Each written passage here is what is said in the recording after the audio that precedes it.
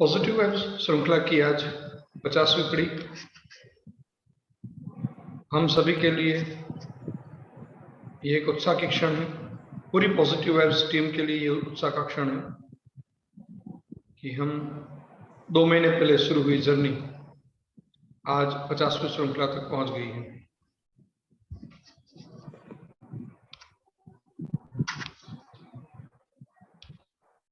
जब हमने ये जर्नी शुरू की थी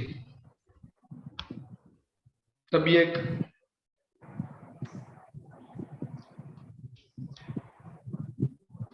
छोटी सी एक्टिविटी के रूप में ये शुरू हुई थी, मगर आगे चल के आज ये एक्टिविटी एक बहुत ही बड़े स्वरूप में हमारे बीच आ गई है।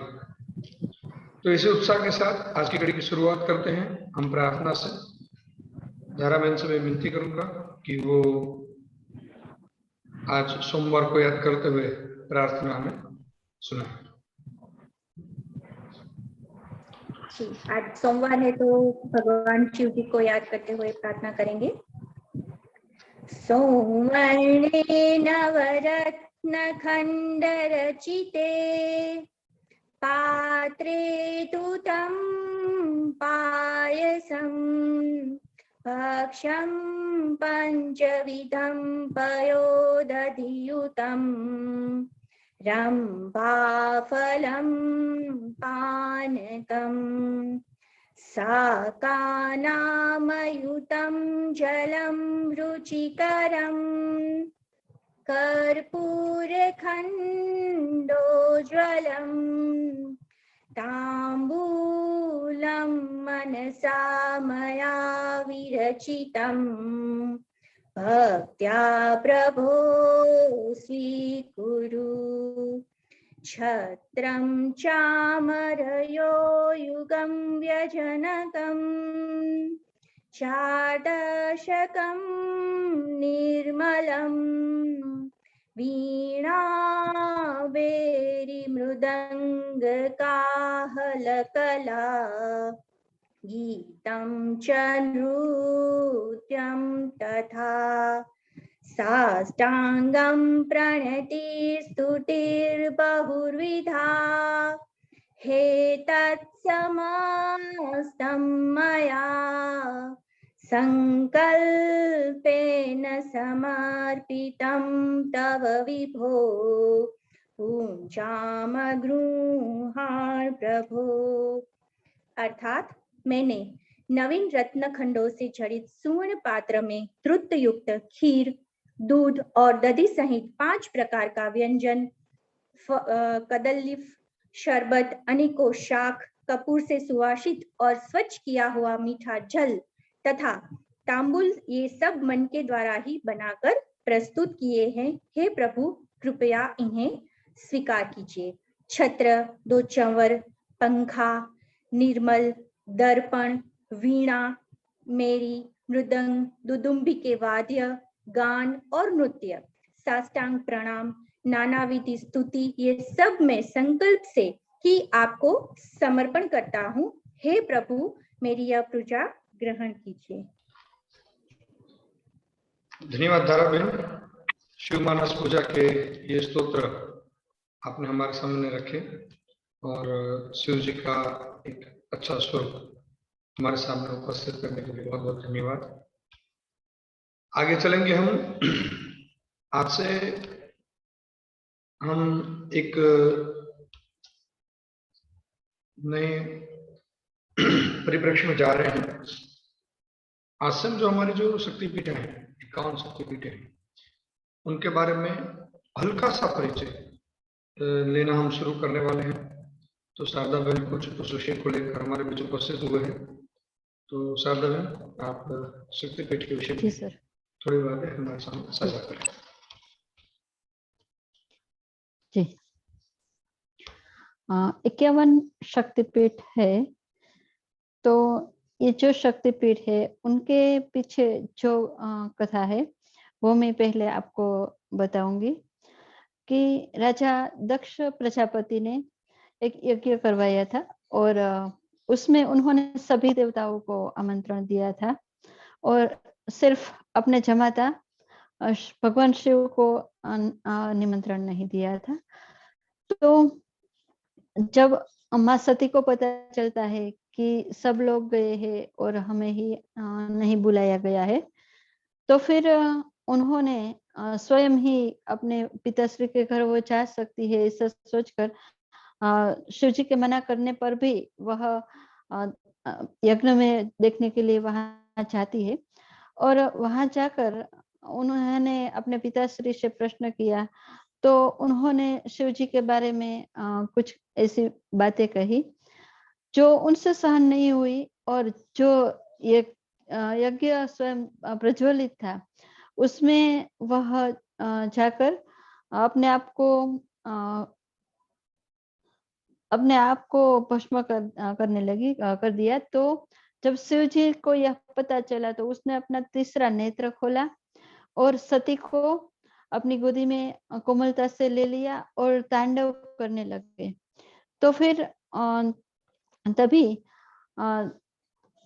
भगवान श्री कृष्ण ने अपना सुदर्शन इस पूरी सृष्टि को उसके द्वारा जो प्रचंड प्रलय होने वाला था उस प्रलय से बचाने के लिए अपना विष्णु ने सुदर्शन चक्र है वह उस पर चलाया और माँ सती के जो 51 टुकड़े हुए उसमें से कुछ जगह कुछ गहने हैं, कुछ उसके अंग के टुकड़े हैं, वो जो जहाँ पे गिरा वह उन शक्तिपीठ के नाम से प्रचलित हुआ और वहां शक्तिपीठ बनी। तो ये थोड़ी कहानी थी शक्तिपीठ के कैसे हुआ। तो हम और आप सब भी इसके बारे में जानते ही है, वो कहाँ पे है, किस स्थान पे है, उसके बारे में हम थोड़ी बहुत जानकारी आपको दे। बंगाल के शक्तिपीठ प्राचीन बंग भूमि जिससे वर्तमान बांग्लादेश भी सम्मिलित था, परंपरागत रूप से शक्ति की उपासना का केंद्र रही है। दुर्गा पूजा यहाँ का सबसे बड़ा उत्सव माना जाता है। इस भूमि पर 14 शक्तिपीठ स्थित है। तो हम वहीं से शुरू करेंगे। पहला है कालिका। कोलकाता पूर्व भारत का एक महानगर और पश्चिम बंगाल की राजधानी है। यहाँ के कालीघाट स्थित काली मंदिर की प्रसिद्ध शक्तिपीठ रूप में सर्वमान्य है। यहाँ सती के देह के पैर की 4 उंगलियां गिरी थी, दाहिने पैर की 4 उंगलियां गिरी थी। तो यहाँ शक्तिपीठ कालिका और भैरव नकुलिश है। यहाँ शक्तिपीठ का नाम है कालीघाट मंदिर और स्थान है कोलकाता। दूसरा शक्तिपीठ है युगाधा। यहाँ सती के देह के दाहिने पैर का अंगूठा गिरा था। यह शक्ति भूतधात्री और भैरव शिर कंटुक है।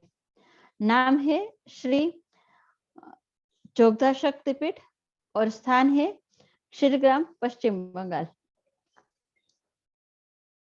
त्रिस्तोत्रा, यहाँ तीस्ता नदी का तट पर देवी का प्रसिद्ध मंदिर है। यहाँ देवी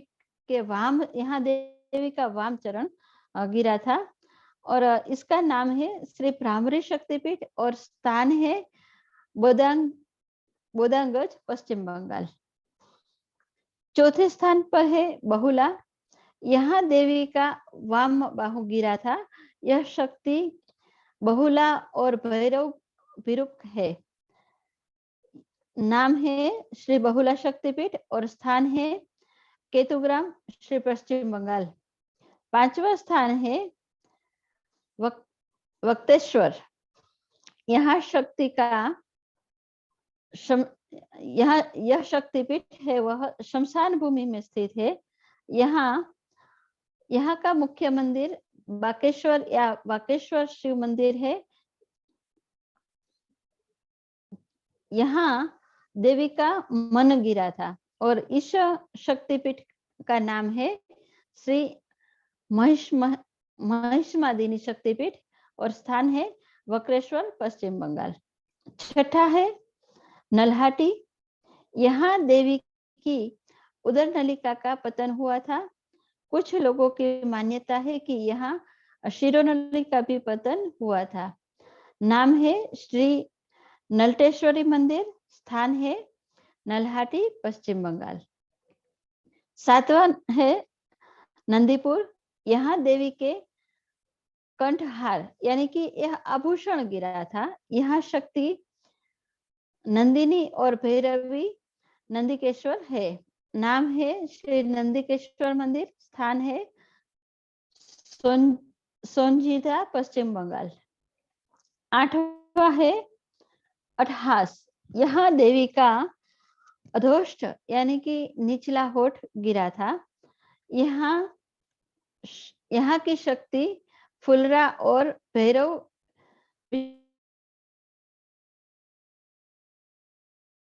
लाभपुर, पश्चिम बंगाल। 9 यानी कि मुकुट गिरा था। इसका नाम है श्री किरीटेश्वर मंदिर, स्थान है किरीटेश्वर, पश्चिम बंगाल। 10वें स्थान पर है यशोर, यहाँ देवी का वाम हथेली गिरी थी।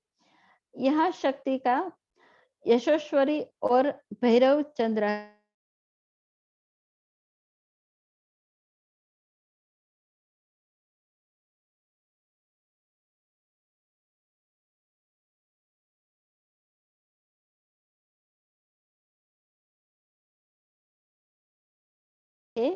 शिवरात्रि को यहाँ मेला लगता है। देवी का यहाँ दक्षिण बाहु गिरा था, यहाँ की दाहिना हाथ गिरा था। यहाँ शक्ति की भवानी और भैरव चंद्रशेखर है। नाम है श्री भवानी मंदिर, स्थान है सतीकुंड। 12वें स्थान पर है करतोटियातट, यहाँ देवी का बायां लप्त गिरा था। यहाँ की शक्ति अर्पणा और भैरवी वामन है। नाम है श्री अर्पणा शक्तिपीठ, स्थान है भवानीपुर, बांग्लादेश। 13वें स्थान पर है विभिषा, यहाँ देवी का बायां टखना गिरा था। यहाँ की शक्ति कपालिनी और नाम है श्री वर्कभीमा मंदिर, स्थान है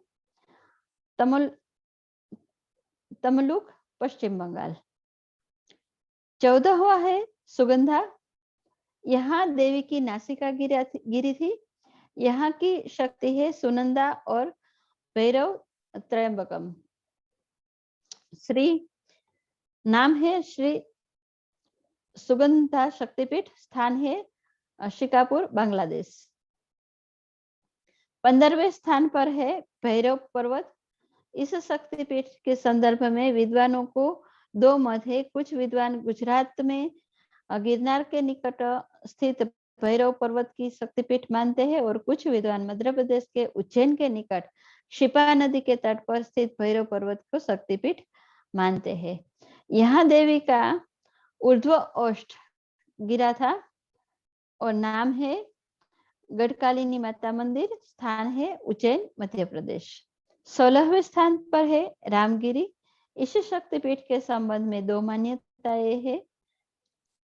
कुछ विद्वान चित्रकूट के शारदा मंदिर को और कुछ विद्वान शारदा मंदिर को यह पीठ शक्तिपीठ मानते हैं। दोनों ही स्थान प्रसिद्ध है, तीर्थ है और यहाँ का नाम है श्री शारदा माता मंदिर, स्थान है मेहर, मध्य प्रदेश। 17वां है उज्जैनी। उज्जैनी रुद्रसागर या रुद्र सरोवर के नाम से प्रसिद्ध है। इसे शक्ति हरसिद्धि का देवी माता का मंदिर है, इसे ही शक्तिपीठ माना जाता है। यहाँ देवी की कुहानी गिरी थी। यहाँ की शक्ति है मंगल चंडिका और भैरव मंगल्य पीलांबर। नाम है माँ हरसिद्धि मंदिर, स्थान है उज्जैनी, मध्य प्रदेश। तो आज हमने 17 शक्तिपीठ के बारे में सुना और आगे हम ये कंटिन्यू करेंगे कल से। धन्यवाद। बहुत बहुत धन्यवाद शारदा बहन। कुल शक्तिपीठों में 17 शक्तिपीठों का एक ओवरव्यू, एक परिचय करवाने के लिए, और इसमें से काफी बातें सबके लिए कुछ ना कुछ नया होगा ही। तो बहुत बहुत धन्यवाद आपका इसके लिए, ज्ञान के लिए। आगे चलेंगे हम भगवद गीता श्लोक पठन की तरफ। छठे अध्याय के कुछ श्लोक अनिता बहन हमें सुनाएंगे। कौन से श्लोक होंगे वो बताएंगे। हरिओम। आज हम अध्याय 6 से 40वां और 41वां श्लोक पठन करेंगे और उनका भावार्थ समझने का प्रयास करेंगे। जब अर्जुन को संशय होता है कि योगाभ्यास में स्थिरता प्राप्त करने के बाद अगर किसी मनुष्य का मन विचलित होता है तो फिर उनका क्या हाल होता है, क्या उनका विनाश होता है, क्या उसको उसका लक्ष्य प्राप्त होता है। ये सब संशय होने के कारण अर्जुन भगवान से पूछते हैं, भगवान प्रारंभ में सब श्रद्धा पूर्वक योग में स्थिर रहने वाला किंतु बाद में योग से विचलित हुआ मनुष्य का क्या उसका लक्ष्य प्राप्त कर सकते हैं, क्या उनका विनाश होता है, ये मेरा संशय है, तो आप इसे दूर करें। तब भगवान कहते हैं, श्री भगवान उवाच पार्थ नैवेह नामुत्र विनाशः तस्य विद्यते न हि कल्याणकृत् कश्चित् दुर्गतिं तात गच्छति प्राप्य पुण्यकृतां लोकान् उषित्वा शाश्वती समा शुचीनां श्रीमतां गेहे योगभ्रष्टो अभिजायते। अर्थात भगवान श्री कृष्ण कहते हैं, हे पृथापुत्र, उस असफल योगी का ना तो इस जन्म में और ना ही अगले जन्म में विनाश होता है, क्योंकि हे प्रिय मित्र, परम कल्याणकारी नियत कर्म करने वाला कभी भी दुर्गति को प्राप्त नहीं होता। योग में असफल हुआ मनुष्य स्वर्ग आदि उत्तम लोकों को प्राप्त होकर उनमें अनेक वर्षों तक जिन इच्छाओं के कारण योग भ्रष्ट हुआ था, उन इच्छाओं को भोग कर फिर संपन्न सदाचारी मनुष्यों के परिवार में जन्म लेता है। यानी कि जो योग में स्थित है और फिर योग भ्रष्ट हुए हैं, उनका नाश नहीं होता, लेकिन उनकी इच्छाओं की पूर्ति होकर उनका पुनर्जन्म होता है। अस्तु। धन्यवाद अनिता बहन। एक बहुत ही महत्वपूर्ण विषय कि जो कुछ भी हम अच्छे कार्य या अच्छे रास्ते पर चलते हुए हम जो भी करते हैं वो कभी विफल नहीं जाता है। इस बात का विषय भगवान ने भी स्वीकार किया है। तो बहुत बहुत धन्यवाद आज के आपके श्रीमद् भगवद गीता के श्लोक पठन के लिए। आगे चलेंगे हम आज की पॉजिटिव कॉन्टेंट स्टोरी की तरफ। आज के हमारे मेहमान हैं तृप्तिबेन व्यास।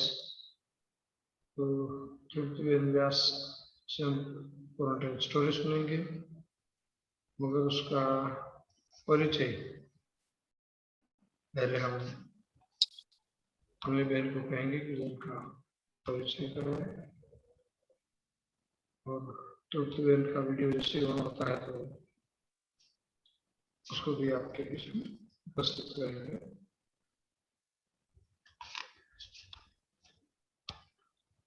पॉजिटिव करेंट स्टोरी में आज हमारे साथ जुड़ी हुई है श्रीमती तृप्ति व्यास। तृप्ति व्यास बहुत ही सहज, शांत और सरल व्यक्तित्व है। योग में भी उन्होंने काफी अभ्यास किए हुए हैं। 3 साल पहले पहली बार जब एक्वा योग का प्रदर्शन हुआ था तो उसमें भी उन्होंने पार्टिसिपेट किया था। डांस योग में भी उन्होंने अपनी क्षमता का और प्रतिभा का परिचय दिया हुआ है। गायकी में भी उन्होंने अपने जीवन के कुछ साल दिए हुए हैं। पिछले 21 सालों से आकाशवाणी राजकोट के साथ जुड़ी हुई है। तो ऐसी तृप्ति जी से मैं रिक्वेस्ट करूंगी कि आज हम सभी के सामने अपनी पॉजिटिव स्टोरी रखें। तृप्ति जी। जी जी, थैंक यू। पहले तो पॉजिटिव वाइब्स श्रृंखला के सभी को धन्यवाद। Good evening all of you. मैं अपने क्वारंटाइन के उन 15 दिनों की बात करूँ तो ऐसा लगता था कि जैसे मैं एक अलग ही दुनिया में हूँ। वैसे बहुत ही पॉजिटिव मेरे दिन रहे। उन दिनों में अपने आप को जानने का अच्छा मौका मिलता है, क्योंकि भागदौड़ वाली हमारी जो लाइफस्टाइल है उसमें खुद को जानने का कम, हम दूसरे सब घर में सबके बारे में सोचते हैं लेकिन खुद के बारे में ऐसे सोचने का टाइम नहीं मिलता। वो मुझे तब मिला कि मुझे अब आगे क्या करना है। अभी बहुत कुछ करना है। अब मैं झट से इसमें से उठ जाऊँ, बाहर निकल जाऊँ और अपने आप को ऐसे तैयार करूँ कि मैं दुगनी तेज़ी से उसमें दौड़ पाऊँ।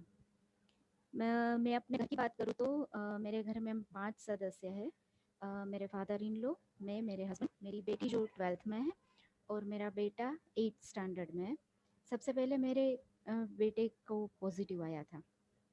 पहले हम बहुत डर गए थे, लेकिन उसका खुद का, वो भी 13 साल का है, खुद का इतना पॉजिटिव एटीट्यूड था कि ये मुझे पहले तो क्यों हुआ, मुझे नहीं होना चाहिए था। लेकिन उसने इतनी अच्छी तरह से लिया कि मैं इसे फाइट करूँगा, और जो जो उसको बोला वो इतना अच्छी तरह से उसने पालन किया कि बिना मास्क के वो पहले कभी गया ही नहीं। लेकिन मैं और मेरे हस्बैंड जो काम की वजह से बाहर जाते आते हैं उसकी वजह से उसमें पहले आ गया। तो उसके बाद मेरे फादर इन लॉ को आया। पापा को भी बहुत कम सिम्टम्स थे और पापा ने भी बहुत ही पॉजिटिवली लिया और जल्दी रिकवरी कर ली। और उसके बाद मुझे आया। मुझे सिम्टम्स थोड़े ज़्यादा थे क्योंकि वैक्सीन अभी बाकी थी लेनी।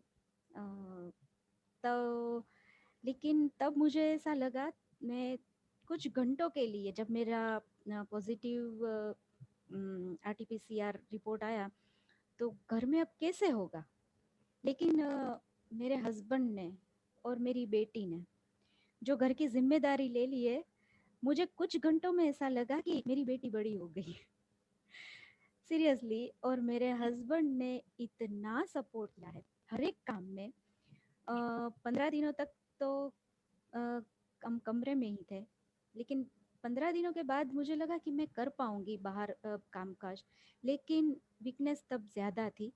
तो मेरे हस्बैंड ने उसके बाद 10 दिन मुझे फुल्ली रेस्ट करवाया कि तुझे कुछ नहीं करना है।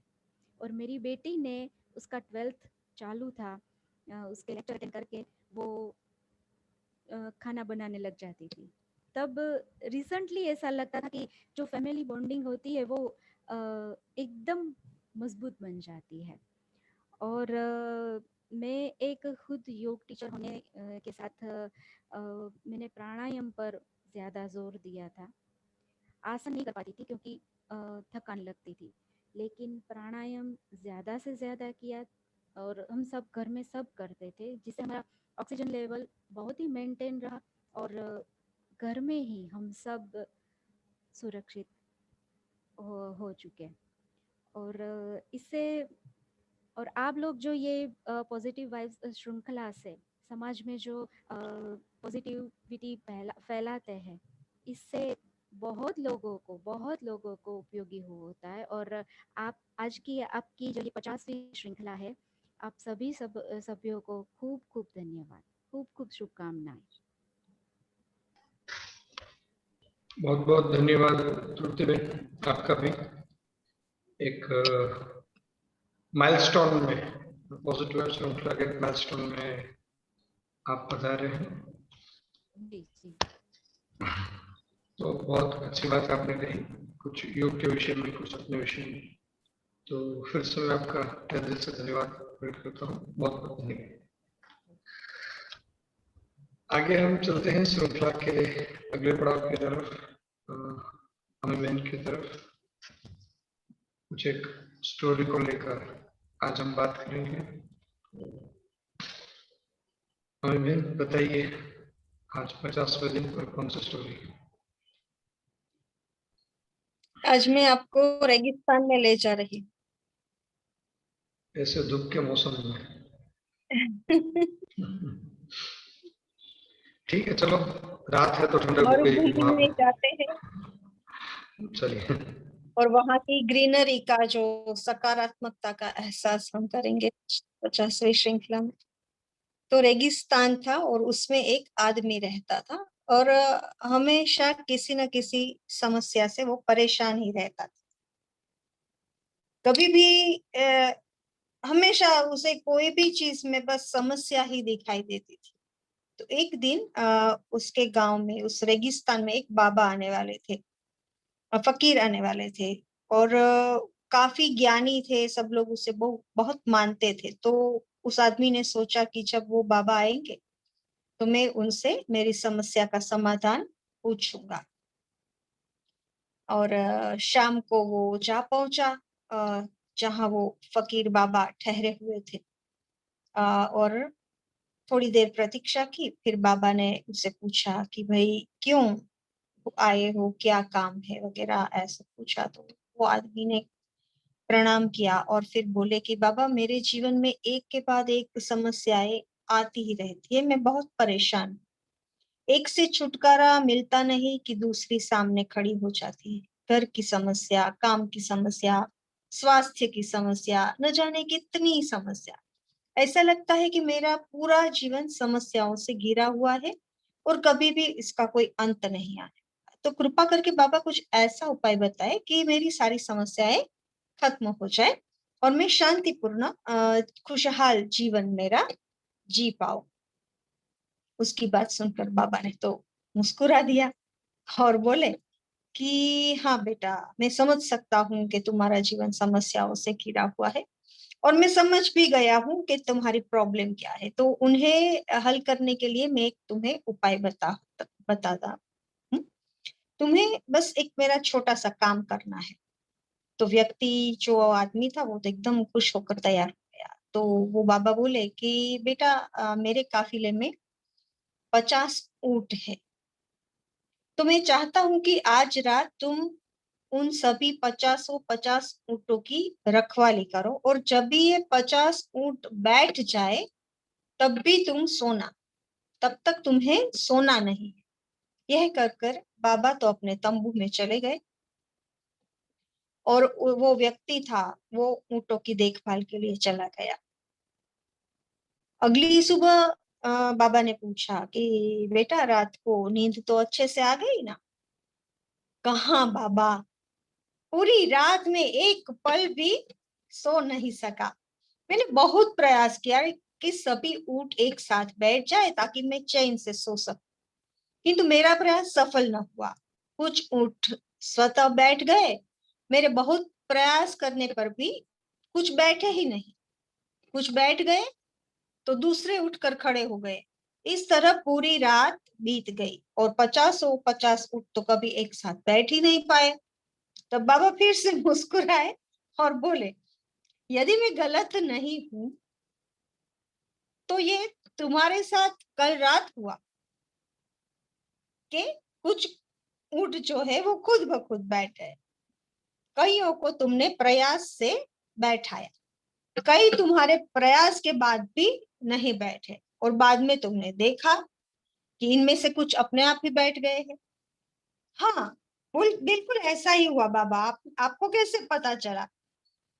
तो पीर बाबा जो थे, वो फकीर बाबा बाबा थे, उन्होंने समझाया कि क्या तुम समझ पाए कि तुम्हारी जो समस्याएं है ये इस 50 ऊंटों की तरह ही है।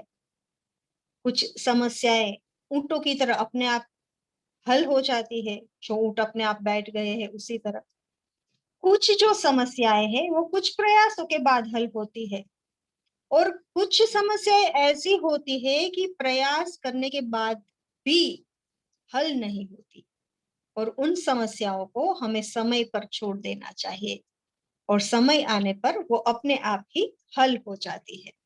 कल रात तुमने अनुभव किया होगा कि चाहे तुम कितना भी प्रयत्न क्यों न करो, तुम एक साथ सारे ऊंटों को नहीं बैठा सकते।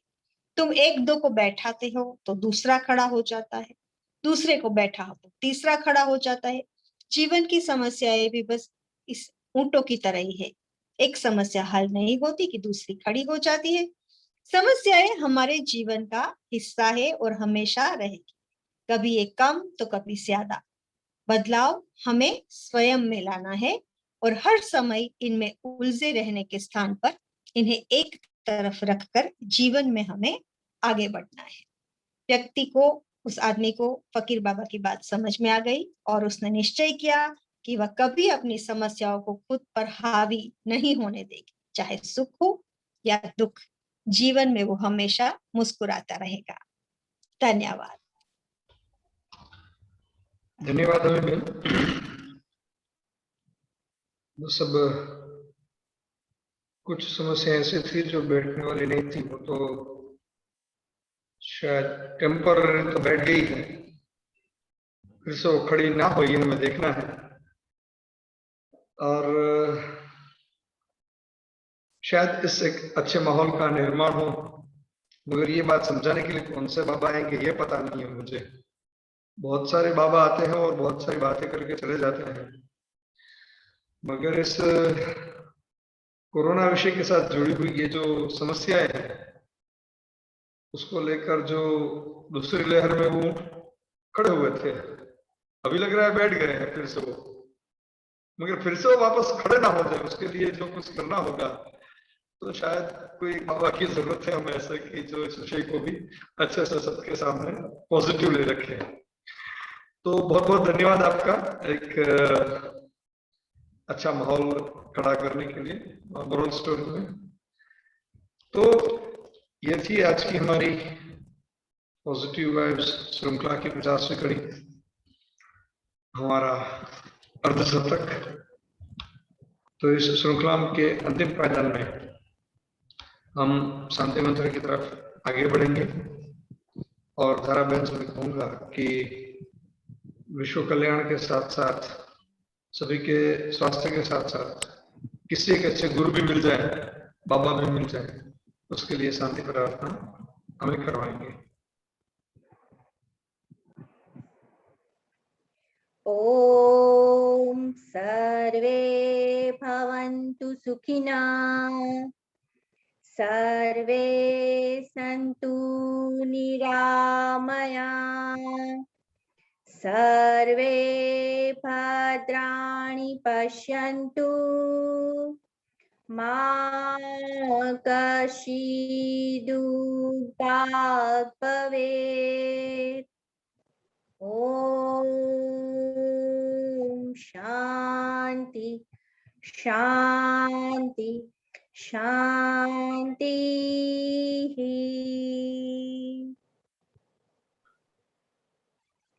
कल रात 9:30 बजे फिर से हम आप सभी के बीच उपस्थित होंगे, कुछ नए विचार, कुछ नई स्टोरी और नई बातें लेकर। तब तक के लिए आप सभी लोग स्वस्थ रहें, सलामत रहें और हकारात्मक रहें। धन्यवाद।